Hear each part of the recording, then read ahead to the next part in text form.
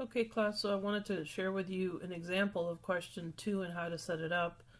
And this one involves exponential smooth forecast using an alpha value. So what you'll notice in the setup is the first thing I did was set up the alpha cell. I'm going to use 0.3. You guys have a different alpha than I do. I'm going to set up 4 columns: the month, the gas demand, the exponential forecast using the alpha. And then we're going to take the difference as we did in the prior question, and we're going to subtract. As you can see, I have a value here for the error. And then I'm going to show you how to use that to calculate parts A and B of the question. So we're going to start with, again, just a setup. My alpha, I'm going to use 0.3.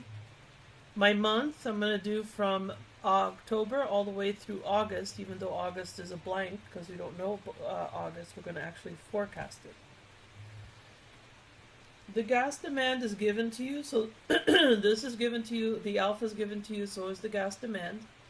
My numbers are not the same as your numbers, so please do not copy. I still had people copy, believe it or not, on the previous homework, which left me a little bit shocked.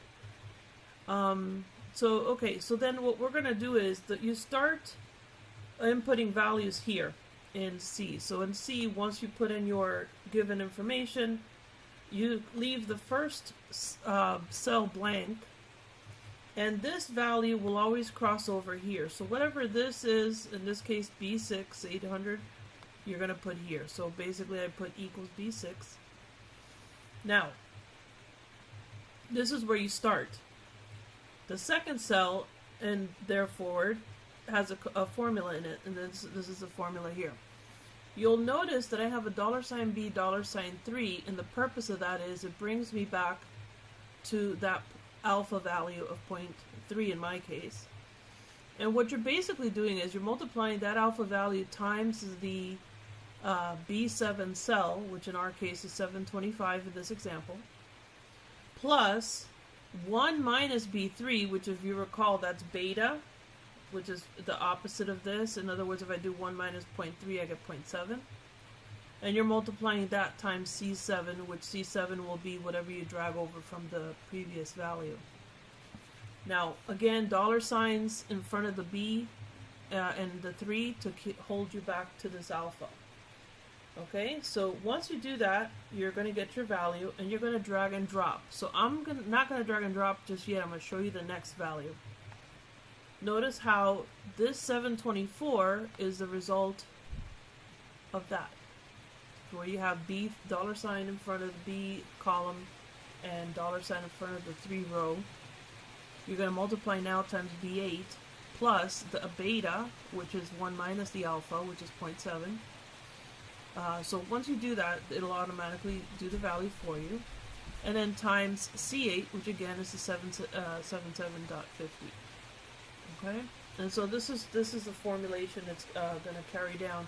So as stated prior, once you get this first part, all you got to do is drag and drop, and your numbers will appear. Now check this out. If I were to change my alpha to say 0.5, see how everything adjusts? And that's the beauty of having the cells programmed, because that way you don't have to worry about any other corrections on the cell. Beta, I'm going to just do this one more time, is equal to 1 minus alpha. So in our case, our alpha is 0.3, so in this case, my beta would be over here. I'm going to put this as equals 1 minus this cell. Okay, and what I want you to do is, just for the sake of the lesson, just listen carefully and look at here at this little 0.7. I'm going to change this to 0.2, and this should be changing. Why did it not change? Oh, because it didn't change this one. So 0.2, see how that changed to 0.8, and everything else adjusts accordingly. Okay?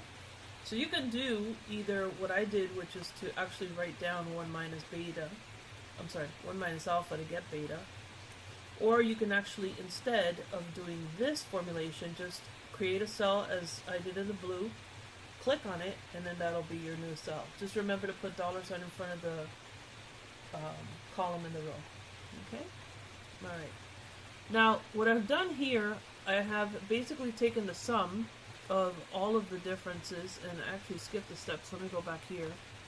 These values are the absolute value of the difference between column C and column B. So if you notice the formulation here, all I did was basically take the absolute value of column B and C and subtract them. So I'm taking the absolute value because distance is always positive, and so therefore absolute value. Once I have all of these numbers, I'm going to take the sum of these numbers. Alright, and I'm going to come over here, and we're going to look at this number here. Let me go back. Actually, I'm not going to bother. Okay, so let's talk about mean absolute deviation. If you recall, this was the average of this column. Alright, and so another way you can approach it is as well, and this gives you the, well, here's your forecast, by the way. This is the forecasted value we're looking for. I meant to state that prior. And then again, we state the mean absolute deviation as a percentage.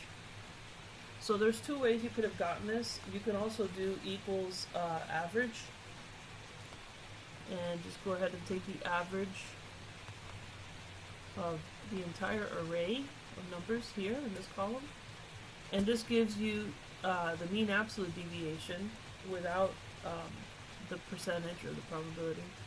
So this is actually where your answer should reside for part 2. This number here you find by taking the sum of all the values of the differences, so D17 divided by B17, and this gives you the MAPD, which will give you approximately 20.52%. This is what we're looking for when you submit your homework. Basically, I'm looking for several parts that I'm gonna click on, and when I click on these cells, especially these two, I want to see a formula, not copies of numbers. When I click on these cells, these numbers should match whatever this is, and I will click on it to make sure that you have an actual formula. I'm looking for 3 answers here. I'm looking for this answer, which is the 895.19 in this example. I'm looking for these 2 numbers. Obviously that this is formatted with formula. And I'm looking for this number. If you have it, that's your answer. Alright, well, best of luck on this homework question, and enjoy.